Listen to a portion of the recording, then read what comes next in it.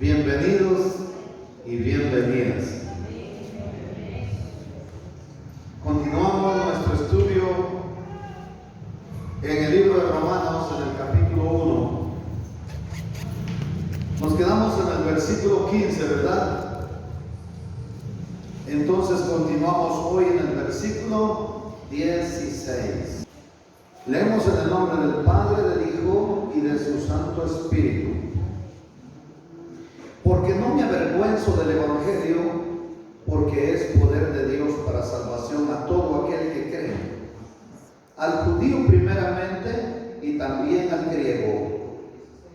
Porque el Evangelio, la justicia de Dios, se revela por fe y para fe, como está escrito: mas el justo por la fe vivirá.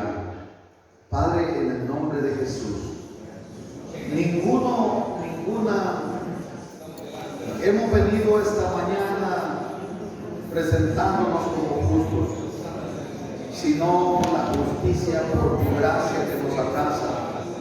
Ninguno puede hacer nada como para salvarse por sus propias obras, mas por la obra de Jesucristo, por el sacrificio de la cruz, por la misericordia de Dios.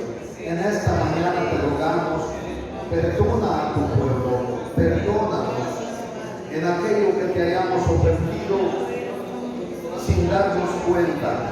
Perdónanos, lávanos en tu sangre, purifícanos. Concédenos hoy aprender de tu palabra y ponerla por obra. Ayúdanos. No que merezcamos algo, sino por tu gran amor con que nos has amado desde antes de la fundación del mundo. Ruego que envíes tu Espíritu Santo para que nos ilumine y podamos hablar de tu palabra. Y que mientras predico tu palabra, obres, Señor, y haga cambios en nuestra vida. En el nombre de Jesús. Amén. Recuérdese que la carta a los romanos ha tenido gran influencia durante toda la historia de la iglesia.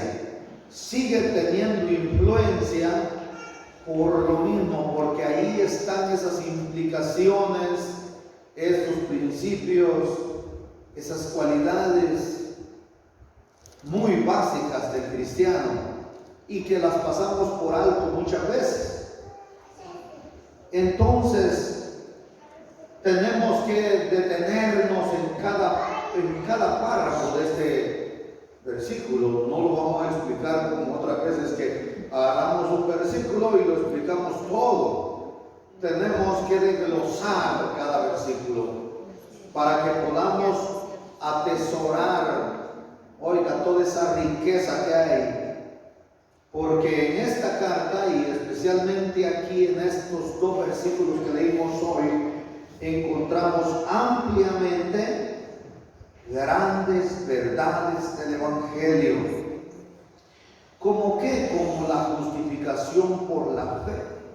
Aquí la vamos a encontrar ampliamente. Aquí vamos a ver la intervención del Espíritu Santo.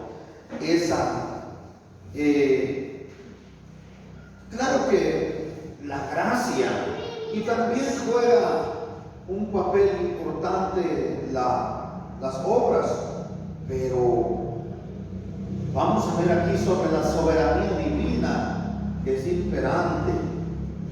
Y también debemos ver acá la responsabilidad humana en la salvación, la responsabilidad del cristiano.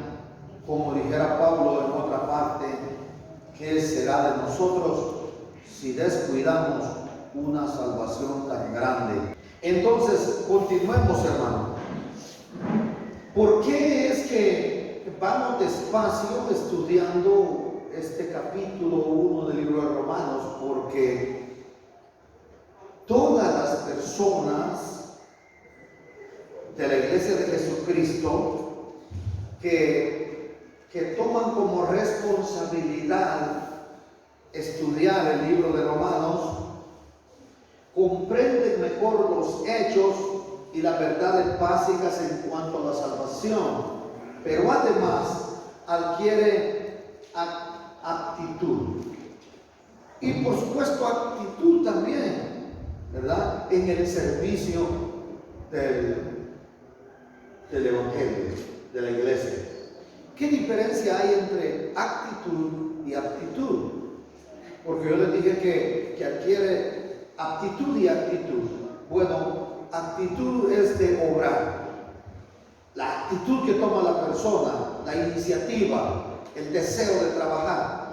Hay personas que tienen actitud positiva, que quisieran, pero no tienen aptitud. Es decir, no están aptos para hacer tal trabajo. Pero hay quien tiene actitud, ¿verdad? Tiene actitud, está apto, pero no tiene una actitud positiva. ¿Está bien? Pero cuando vamos estudiando el libro de Romanos, adquirimos ambas cualidades. ¿Comprenden esto? Así que la persona que estudia el libro de Romanos va a tener una profunda convicción en los asuntos relacionados a la fe y en la responsabilidad humana en la obra del Señor. Es impactante lo que nos enseña aquí Pablo. Terminamos leyendo lo que él dijo, que se sentía comprometido con todo el género humano. ¿Se recuerdan? Él dice: soy deudor a todos, a los judíos, a los griegos, a los no griegos, a los sabios y a los no sabios. A todos soy deudor. Dijimos que él nunca celebró una transacción comercial, no hizo ninguna negociación o compromiso legal con nadie. Sin embargo, se sentía deudor con todo el género humano, y por eso ustedes se dan cuenta que él se movía en todo Asia. Él andaba trabajando duro, tanto que hasta renunció al derecho de casarse para no tener estorbo en el ministerio. No que el casarse sea un estorbo netamente, sino para él, en el ministerio que tenía, le hubiese sido tropiezo. Por eso él se sacrificó en ese aspecto. Él decía: yo he recibido a Jesucristo como mi Salvador y soy deudor. ¿Por qué se sentía deudor? Porque la gracia manifestada de parte de Cristo a su vida fue muy generosa y abundante. Hermana y hermano, nosotros también hemos recibido esa gracia abundante y generosa.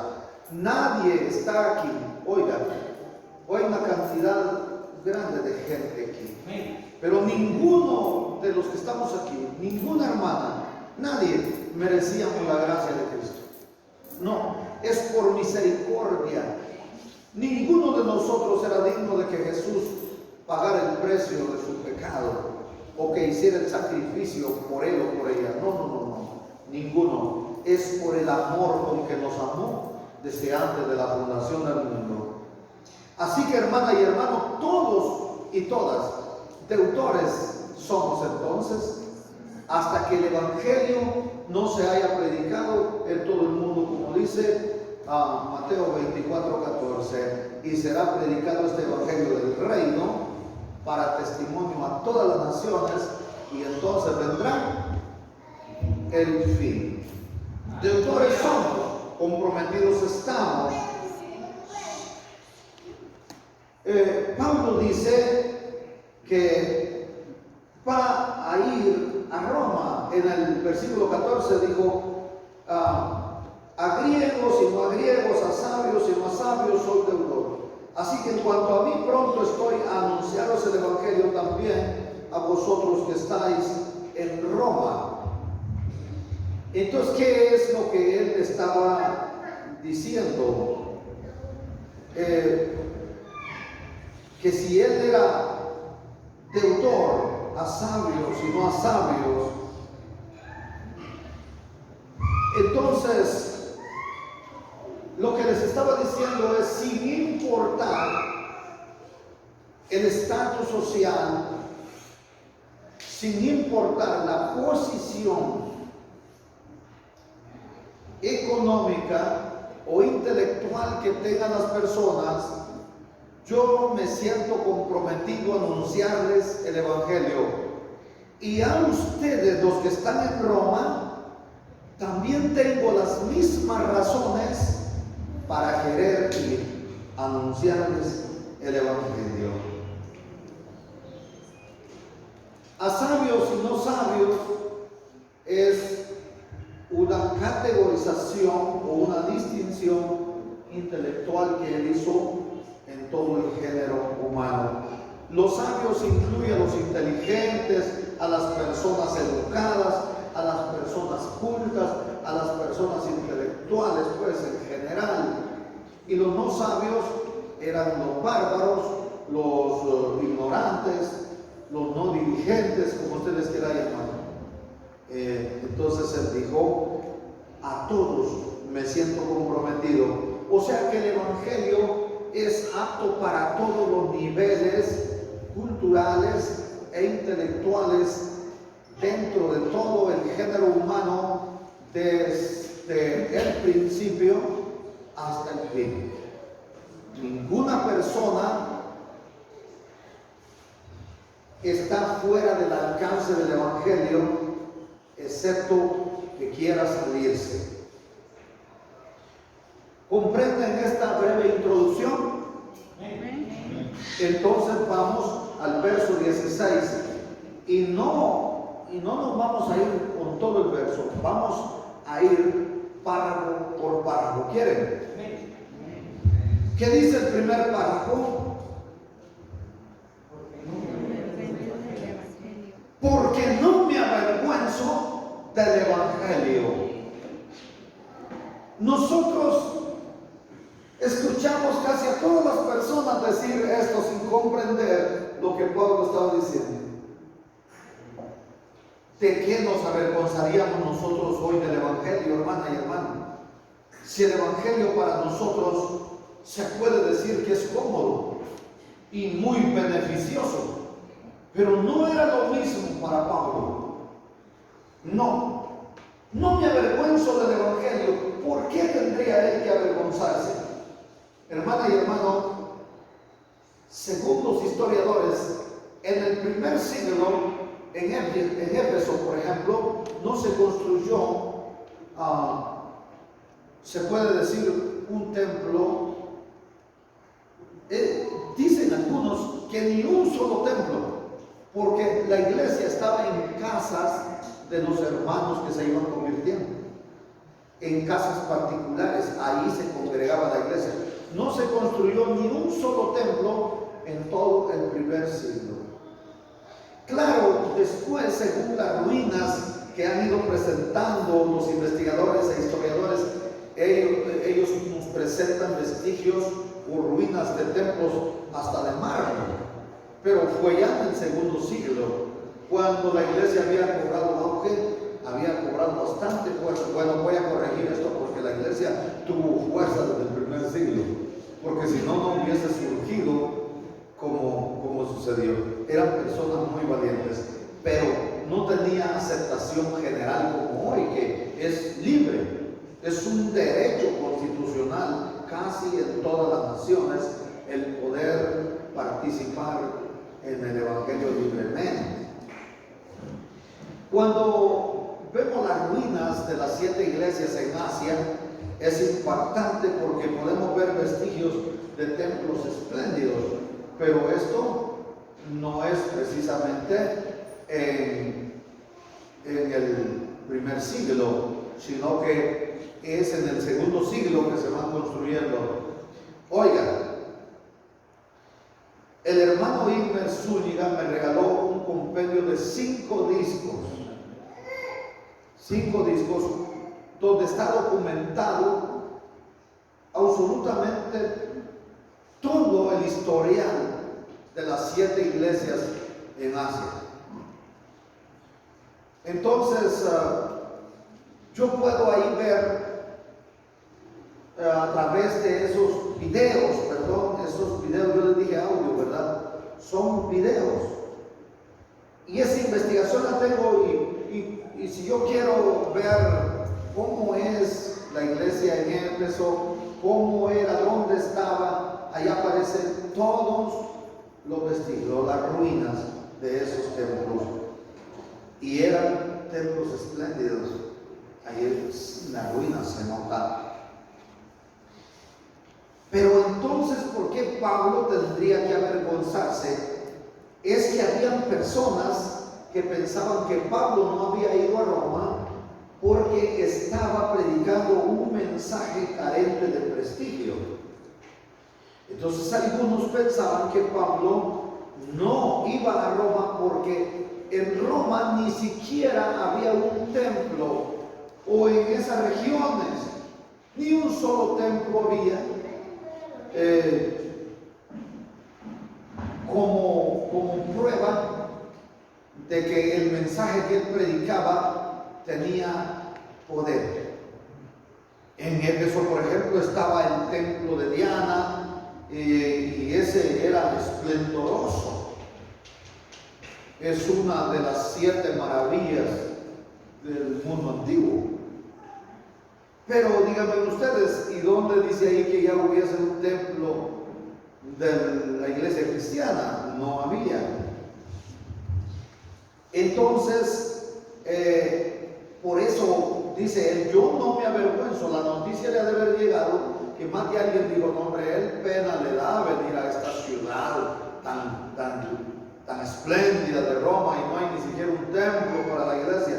Y Pablo les dijo, no me avergüenzo del evangelio. Aunque en Éfeso, por ejemplo, estaba ese templo de la diosa Diana, era un tributo de la enseñanza de una religión que le daba nombre y renombre, pero era falsa. Y entonces Pablo les quiso decir, pueden tener templos de lujo, pueden tener templos íconos de su religión, pero es falsa. Y él les dijo, yo no tengo de qué avergonzarme del evangelio, porque aunque no tenga un templo como el de la diosa Diana, estoy haciendo claro, es una imaginación, estamos explicando lo que pudo haber sido, es una hipótesis, como lo que les estaba queriendo dar a entender Pablo. Aunque la iglesia cristiana, la iglesia evangélica no tenga un templo como el de la diosa Diana, les dijo, yo no me avergüenzo porque el evangelio tiene algo mejor que es poder de Dios. Denle la gloria al Señor. Es poder de Dios. Aquí podemos hacer otro razonamiento. El evangelio tenía poder en los tiempos de Pablo, y ahora el evangelio también. Ay, pero con esa respuesta tiene poder. Oigan ustedes, ¿sabe que un niño le dijo a Keilita, mi sobrinita, el niño estaba por ahí de mí, creo que es así, el niño, ¿verdad? Estaba por ahí la niña, y se le acercó y le dijo, ¿qué? Le dijo la niña, nos vamos a casar. Ya te voy a arrastrar, le dijo la niña. Y se fue el niño. Oiga, si el niño le hubiera dicho, nos vamos a casar algún día, es probable, pero muriéndose, nos vamos a casar. Ay, así están haciendo ustedes esta mañana, porque el evangelio en los tiempos de Pablo tenía poder, y ahora el evangelio tiene por lo menos poder. Pero si como ese niño usted se le tiene poder, ni ustedes se lo creen, mucho menos se lo va a creer otra gente. Tienen que tener aptitud, pero también actitud, hermana y hermano. Porque para eso hoy no vinieron en ayuno. Temprano usted se tomó una vasada de leche cabra y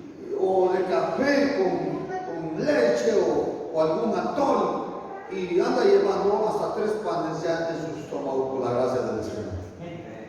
Algunos también hasta hicieron desayuno formal. Entonces, ¿cuál es esa debilidad? Bueno, seguimos.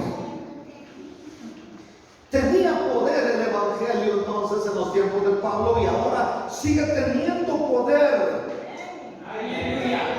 Y ese poder es porque tiene un propósito netamente definido. ¿Qué poder entonces es ese? Es poder para salvación, hermana y hermano. Porque ese es el fin y ese debe ser el resultado del Evangelio. Poder para salvación. Por eso es que Pablo dice: yo no me avergüenzo del Evangelio. Las otras religiones no podrán avergonzarse porque tienen algo vidente, algo valioso, templos y cosas allá dentro de los templos. Pero yo no me avergüenzo del Evangelio aunque no tenga templo. Oiga, porque tiene algo que ustedes no tienen los religiosos. ¿Qué? El Evangelio tiene poder para salvación. La palabra salvación es el término que incluye todo el Evangelio en general, absolutamente todo. ¿Y por qué? Porque la palabra griega que se traduce es soterión, que significa salvación, significa liberación. Y en la Biblia se usa para abarcarlo todo. Y todo que es desde la justificación hasta la glorificación.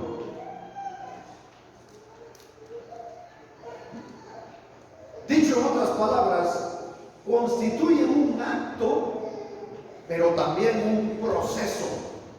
¿Y qué es un proceso? Una serie de pasos. O como decía un predicador, la verdad es que he sido salvado, estoy siendo salvado y seré salvado.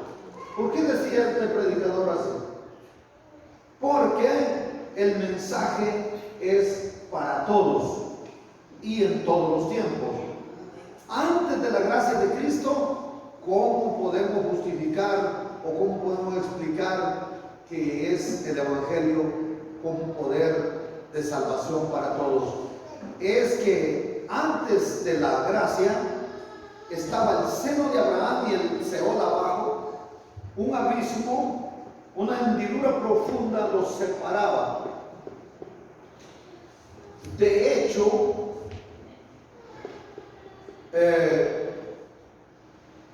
el seno de Abraham estaba en la parte alta y el Seol estaba en la parte baja. Los que estaban en el Seol, que es el infierno, podían ver caminar en el seno de Abraham a los que estaban salvos a crédito, salvos de fiado, salvos de prestado o de préstamo. ¿Cómo así, hermano? La salvación fue fiada en un tiempo. Claro. Ahora no, porque el precio está pagado. En aquel entonces no había sido pagado el precio. Entonces estaban allá abajo. Si no se pagaba el precio, entonces todos aquellos que habían sido salvos por fe también en Dios Padre y por obediencia a los mandamientos de Dios o por la ley, estaban ahí. Pero estaban en lo alto porque si no se pagaba el precio, solo le daban vuelta a eso y allá iban para el infierno. Entonces, cuando Cristo pagó el precio, el seno de Abraham nunca más se vuelve a describir en las Sagradas Escrituras de que esté ahí abajo, sino que el paraíso, sino que fue trasladado y aún se le cambia el nombre a paraíso. Y la Biblia dice que Cristo llevó cautiva la cautividad. Hasta cierto punto estaban estaban en el seno de Abraham, pero era un cautiverio, aunque no estaban en tormento, porque Cristo pagó el precio de la salvación de todos, desde Adán hasta el último que nazca en este siglo, en el ayuno. Entonces es salvación para todos, porque tiene un alcance netamente universal. ¿Por qué? Porque dice para salvación a todo el que cree. O sea que el Evangelio se anuncia personalmente a todos, o está dirigido a cada individuo. Por eso se dice que el Evangelio es personal, es libre. Cualquiera puede venir, pero a pesar de que tiene un alcance universal, está limitado a salvar a todo el que cree. Ahí sigue diciendo el siguiente párrafo, ¿sí o no? Amén. Cuando este versículo nos está diciendo, porque es poder de Dios para salvación a todo el que cree, hermana y hermano, está incluyendo tanto la predestinación como el libre albedrío. ¿Hay predestinación en la salvación de muchas personas? Sí. La Biblia describe la predestinación. Hay gente que está predestinada para ser salva.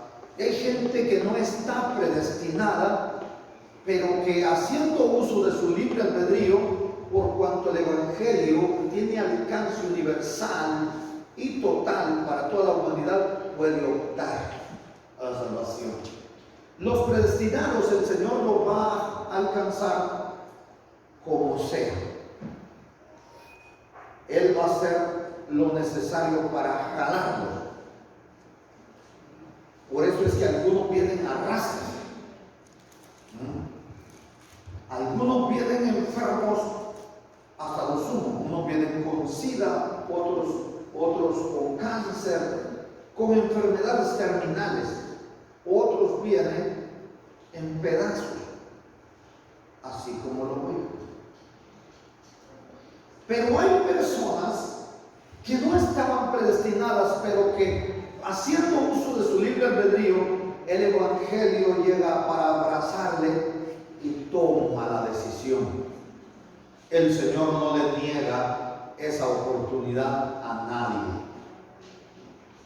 Pero hay personas predestinadas a la salvación que también se van a perder. Tanto como hay personas no predestinadas a la salvación y van a ser salvas porque haciendo uso de su libre albedrío vinieron a los pies de Cristo arrepentidos genuinamente y se convierten y son tan agradecidos que perseveran hasta el fin y serán salvos. Porque, oiga la palabra, todo el que persevere hasta el fin será salvo.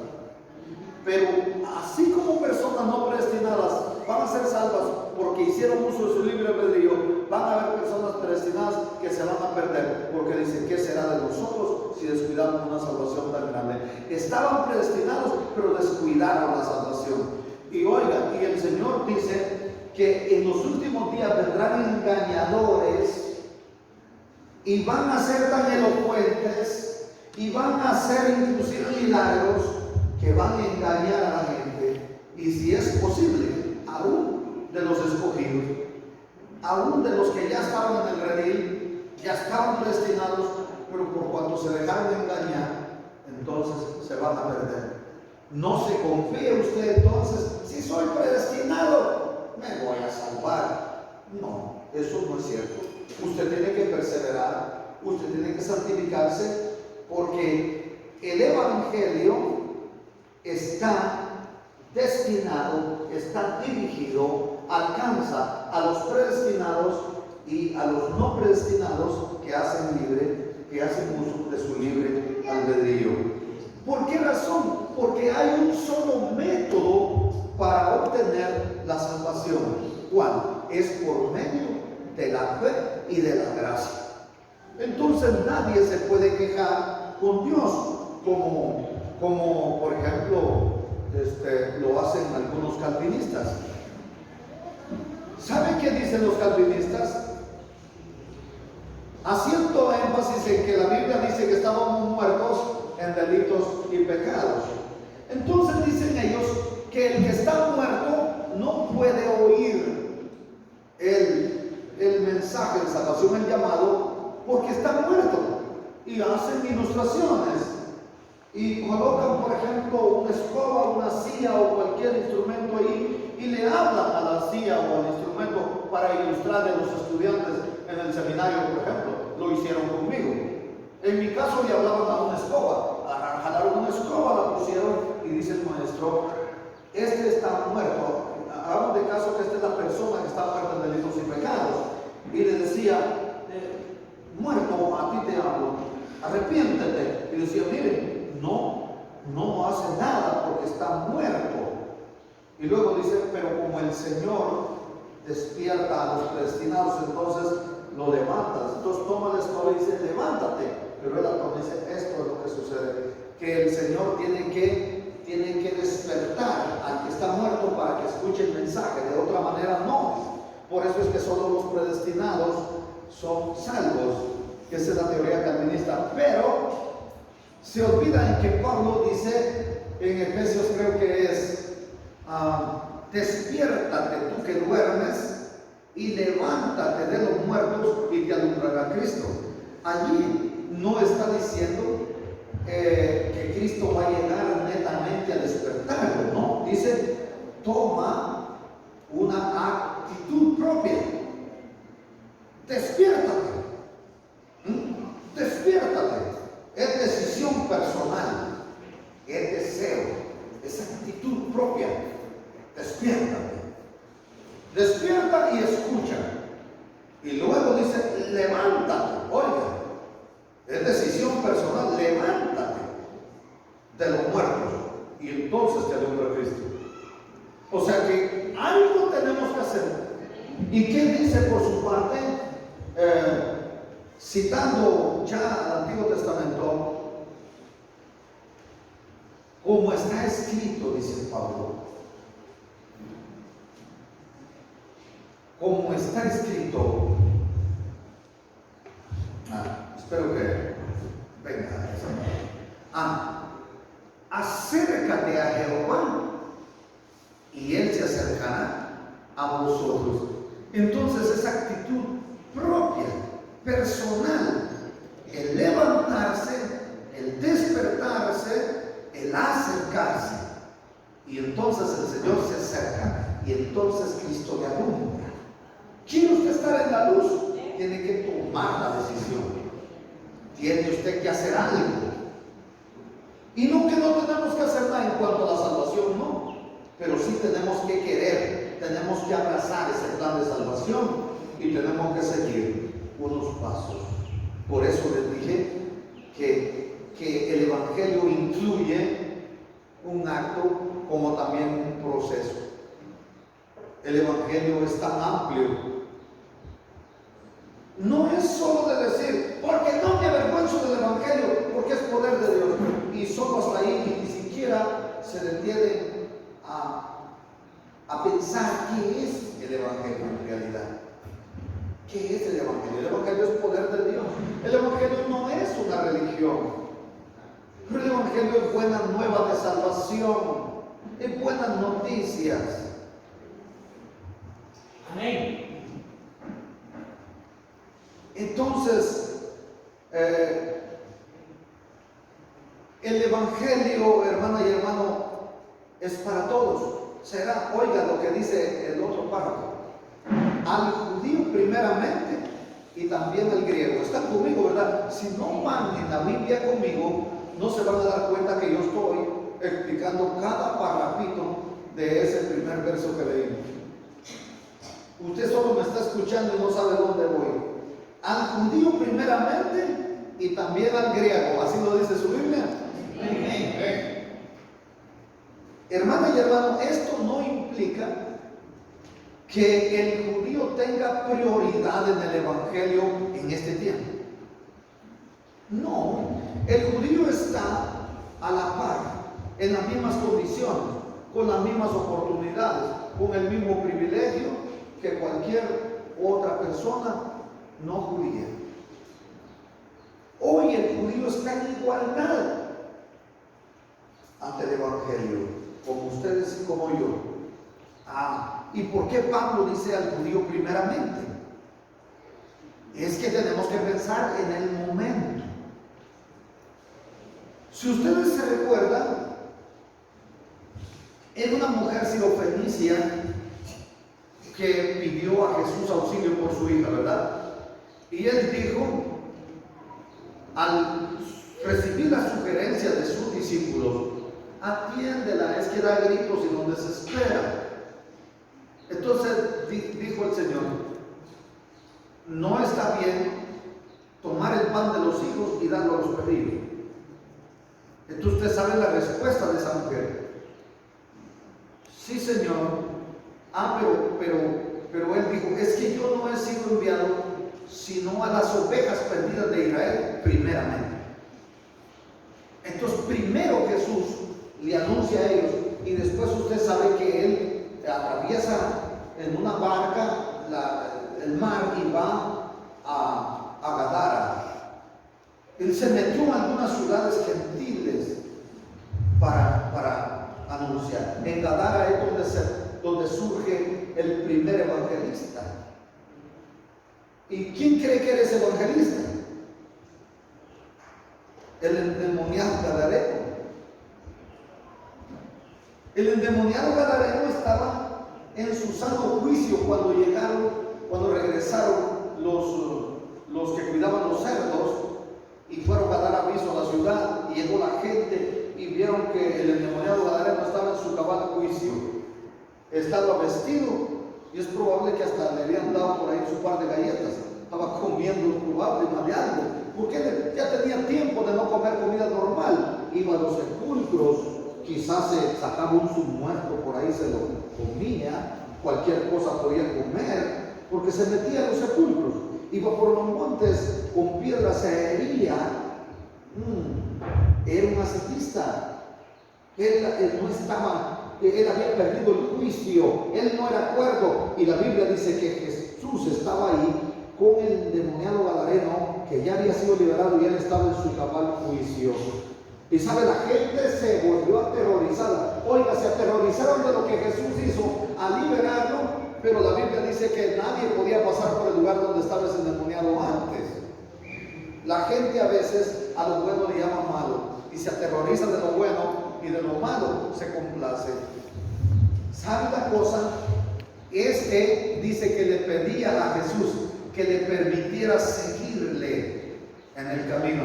Y Jesús le dijo, no, vete a los tuyos y anúnciales cuán grandes cosas ha hecho el Hijo del Hombre. Amén. Denle la gloria al Señor.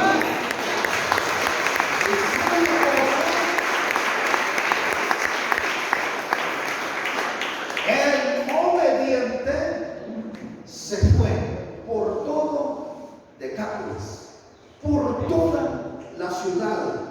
Iba predicando y anunciando y contando cuán grandes cosas había hecho con él el Hijo del Hombre. Fue el primer evangelista. Oiga, y surgió de lo peor. Alguien que la gente le temía, era despreciado. Oiga, ¿quién querrá estar con un endemoniado? Entonces, hermana y hermano, pero primeramente le predicó el Señor a Israel. Pablo, por su parte, primero iba en sus viajes misioneros a la sinagoga de los judíos. Pero resulta de que se le oponían y le contradecían y estaban ahí debatiendo. Debatir la palabra no es buena, la palabra no es para contenderla. Entonces, en el libro de los Hechos, en el capítulo 13, en el verso 46, nos damos cuenta en el momentito en que Pablo y Bernabé les dijo a ellos, no, hombre, es que ustedes ya no se merecen que le andemos nosotros predicando. venimos a enseñarles, venimos a predicar la verdad y ustedes se oponen.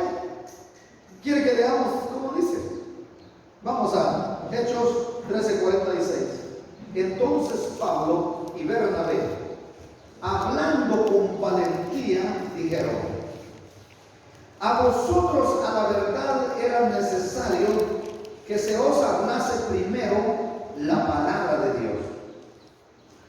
Pero puesto que la desecháis y no os juzgáis dignos de la vida eterna, os volvemos a los no judíos. ¿Qué le parece? Pero Pablo primero, en sus viajes misioneros con Bernabé, va y le está predicando a los judíos en la sinagoga.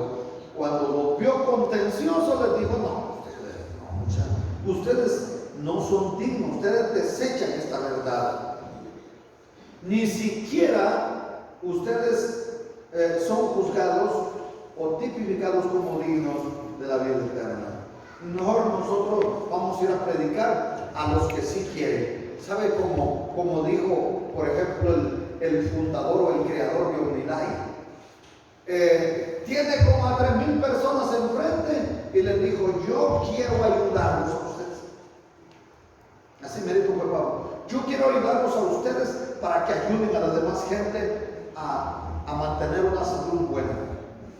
Pero si ustedes no quieren que yo los ayude, yo voy a ayudar a los que quieren que los ayuden.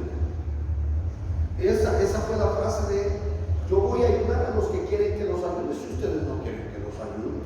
Entonces Pablo, esa fue una actitud que les dijo: bueno, como ustedes no quieren, yo voy a los que sí quieren. Ustedes se creen superiores, yo voy a los que están humillados, a los que se humillen. Y entonces fue a predicar allá a los gentiles. Y dice a continuación ahí la palabra que los gentiles estaban muy contentos. Oiga, que a ellos les llevaron la palabra. Dice el Evangelio, claro, en ese orden cronológico fue predicado primeramente en Jerusalén, en la ciudad de Judea, después va a Samaria y hasta los confines de la tierra. O sea, es que Jesús dijo: me seréis testigos. ¿En dónde? En Jerusalén, después en toda Judea y después en Samaria y hasta Cantón Potrero Grande, Judea. ¿Qué le parece?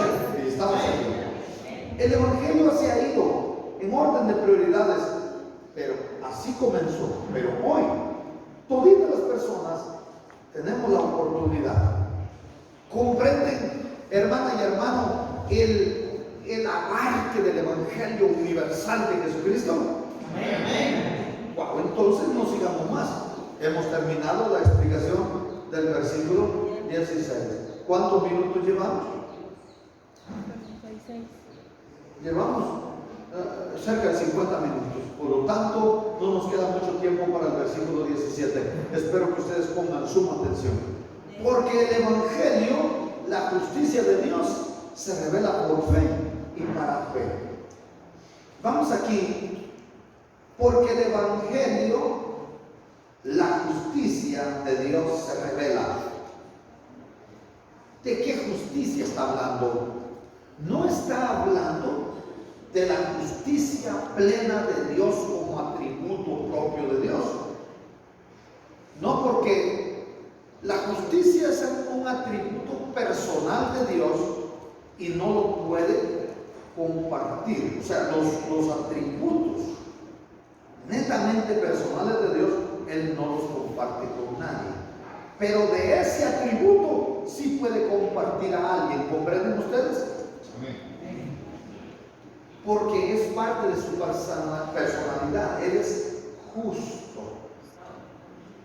Es un atributo propio de Dios.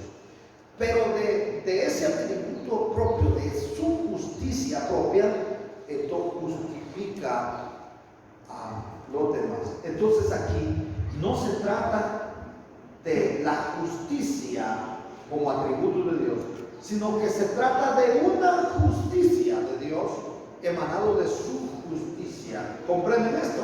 Amén. Amén. Bueno, entonces podemos decir que se trata de una justificación de Dios al hombre y no de una justicia del hombre. ¿Comprenden esto? Amén. ¿Y por qué? Porque Dios dijo que no acepta la justicia de los hombres.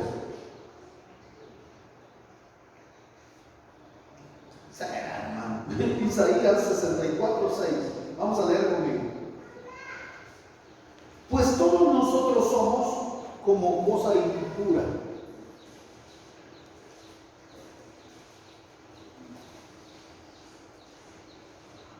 Todas nuestras justicias como trapo de inmundicia. Todos nosotros caímos como las hojas y nuestras maldades nos llevaron como el viento. Oye lo que está diciendo Isaías. Entonces no se trata de la justicia de los hombres, sino de la justicia de Cristo, o la justicia imputada a Cristo o atribuida de parte de Dios a Cristo. Bueno, dicho en otras palabras, cuando un pecador viene a los pies de Cristo, ¿qué es lo que Dios hace? Coloca al pecador en Cristo o a Cristo en el pecador. Cuando una persona habla en nombre de Cristo al enemigo, por ejemplo, a un demonio, por ejemplo, el demonio no ve al pecador justificado, sino ve al que le ha justificado. Vamos a hacerlo de otra manera. Si usted ata a las fuerzas del mal en el nombre de Cristo, el enemigo no le ve a usted como heroína o como héroe o como alguien a quien temerle, sino ve a Cristo que ha sido puesto en usted, porque usted ha sido colocado en Cristo. Amén. De otra manera, Dios no le aceptaría a usted. Entonces, al momento de que usted acepta a Cristo, ¿sabe cómo? Les conté la historia de un finquero, ¿verdad? Que al mismo tiempo parieron dos buenas vacas. Entonces, un chivo muere. Eran muy grandes porque eran de buena raza y murió. Y él triste, y la vaca muy triste. Pero ¿qué sucede? La otra vaca muere, pero su chivo no muere. Entonces dijo él, bueno, entonces tomo este chivo, este crío, y lo pongo con esta vaca. Pero cuando llega, la vaca le pegaba, no lo aceptó. Dijo él, ¿y qué puedo hacer? La vaca iba y ponía al ternero y lo rechazaba, no lo amamantaba. Entonces llamó él a uno de sus trabajadores y dijo, peguen al chivo muerto. Y le quitaron todo el cuero y envolvieron en el cuero del chivo, muerto, lo envolvieron al vivo y se lo fueron a poner a la vaca. Entonces la vaca fue, olió al chivo y entonces se le colocó con sus patitas así como poniéndole lumbre para que mamase. Lo aceptó por el chivo que había muerto, aceptó al vivo. Así Dios acepta a ustedes y a mí, no porque ustedes vengan bien vestiditos aquí, no porque ustedes hayan hecho algo que se merecen, no, es por el que murió que Cristo los acepta a ustedes. Denle la gloria al Señor, porque murió por ustedes.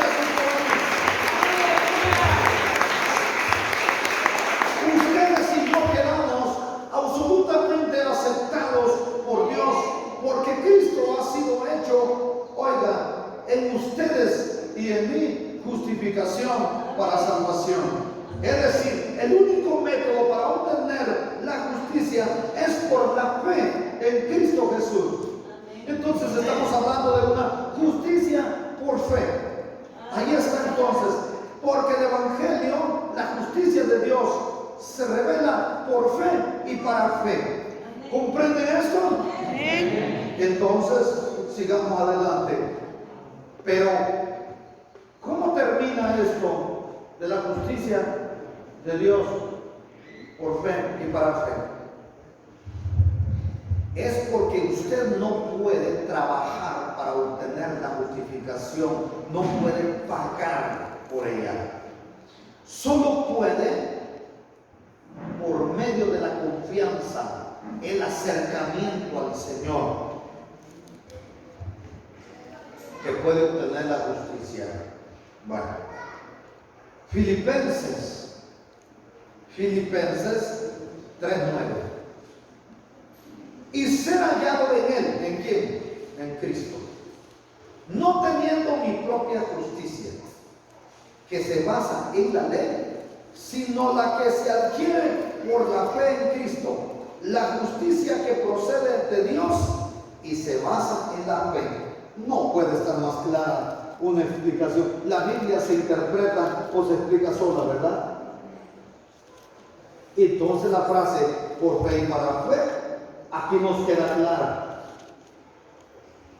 porque tenemos que saber por qué dice por fe y para fe. Simplemente quiere decir que Dios le ha salvado a usted por fe y que usted prosigue viviendo por fe, y usted morirá por fe y estará viviendo con Cristo en el cielo por fe. Amén. Hoy sí, ¿verdad? Quedó tan claro. Entonces, vamos al siguiente párrafo. Siguiente y último párrafo del verso 17. Como está escrito, mas el justo por la fe vivirá. La justificación por la fe significa que un pecador que confía en Cristo no solamente es perdonado porque Cristo murió, sino que la justicia de Cristo le es adicionada a él. ¿Para qué? Porque como usted no tiene justicia que pueda ser aceptada delante de Dios, entonces le es adicionada la justicia del justo. El justo murió por los injustos. Entonces le es adicionada esa justicia a usted y a mí, que éramos injustos. Entonces, en Cristo ahora estamos completos para presentarnos delante de Dios como justos. No una justicia mía, sino la justicia de Dios manifiesta en Cristo para salvación. Amén. Entonces, ¿qué es lo que ha pasado al momento que hemos sido justificados? Nos ha sido sustraído el pecado. El pecado de nosotros fue sobre el Señor, pero también nos fue adicionada por gracia la misericordia. Romanos 4:25 dice, el cual fue entregado, o sea, esto es refiriéndose a Cristo, el cual fue entregado por nuestras transgresiones y resucitado para nuestra justificación. Pero hermano, ¿y dónde queda Dios que es tan santo? ¿Dónde queda Dios al momento en que nosotros llegamos con una salvación que no conquistamos, con una victoria que no ganamos, con un pecado que no pagamos? ¿Cómo queda Dios? El acto de la justificación de Dios por la fe no es una decisión arbitraria. ¿Qué significa esto? No es ilegal, porque pudiéramos decir, vamos entonces como usurpando una salvación que no merecemos. No, porque es así que le plació al Señor, porque no había otra forma. Al justificar al pecador por medio de su Hijo, el Señor no estaría pasando por alto su santidad y su justicia. Pero si Él perdonara a ustedes sus pecados sin que fuese pagado el precio, entonces se vería en detrimento la justicia y la santidad de Dios, porque el pecado no tiene cabida en Él. Entonces, ¿de qué manera podría llegar usted y yo, que somos como trapos de inmundicia, ante el Santo, si no se paga el pecado? Pues lo hubiéramos pagado de otra forma, hermano, no, porque la paga del pecado es muerte. Entonces usted tenía que morir. Pero voy a morir, va a morir físicamente, pero el pecado exige una muerte eterna. El lanzamiento al lago de fuego. Entonces, así lo dice Apocalipsis 20, 14 y 15. La muerte segunda. Y Jesús dijo, todo el que a mí viene, la muerte segunda, no tiene potestad sobre él.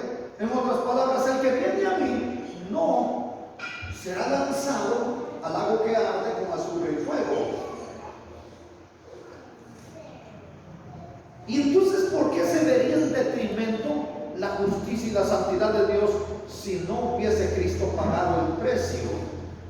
Porque está escrito, en ninguna manera dejará el pecado sin castigo. Entonces, el pecado es un precio que habría que pagar, y como Cristo murió por nosotros para que nosotros lo moramos eternamente, entonces no se transgrede los atributos de Dios al ser justificados por la fe puesta en Cristo. Conclusión: Dios a ustedes y a mí nos ha salvado por gracia. Es decir, no hay nada en ustedes y yo que podamos hacer para ser salvos. No hay ningún solo mérito.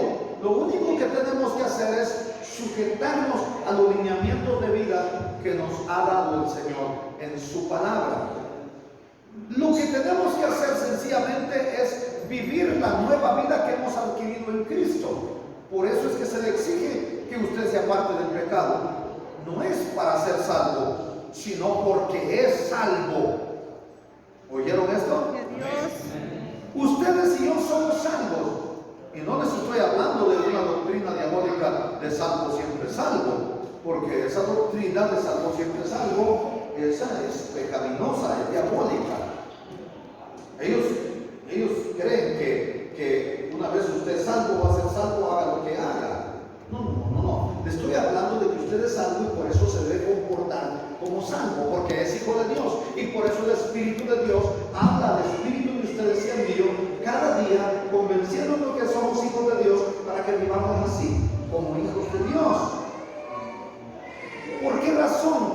Porque no nos salva por ninguna otra base o mediante ninguna otra base que no sea, oigan, la base en que confiamos en Cristo. Y si así no fuera, haga lo que haga usted por portarse bien, Dios tiene la posibilidad de impugnar, oiga, su propia justicia si el precio no es pagado. Es decir, Él es tan justo que quiere hacerle bien a todos, porque no quiere que perezca ninguno. Pero si el precio no ha sido pagado a través del sacrificio de Cristo, aunque el Señor quiera salvarle, no puede. ¿Y por qué? Porque no hay otro medio, no hay otra forma. Si el Señor Jesucristo no justifica, no perdona, o el sacrificio de Cristo no paga el pecado de alguna persona, haga lo que haga, se adhiera a cualquier religión que se adhiera, oiga, está en pecado. Dice Pablo, si Cristo no murió y resucitó, nosotros somos los más dignos de conmiseración, los más dignos de lástima, porque aún estamos en nuestro pecado. Y si estamos en nuestro pecado, Dios no tiene una puerta atrás en el cielo para ingresar al pecador. No. Solamente hay una puerta, y esa puerta es Cristo. Porque Él dice, yo soy la puerta de las ovejas. Y el que por mí entrare, entrará y saldrá y hallará pastos. He llegado al final de la enseñanza del día de hoy. No sé si tienen alguna duda o alguna pregunta.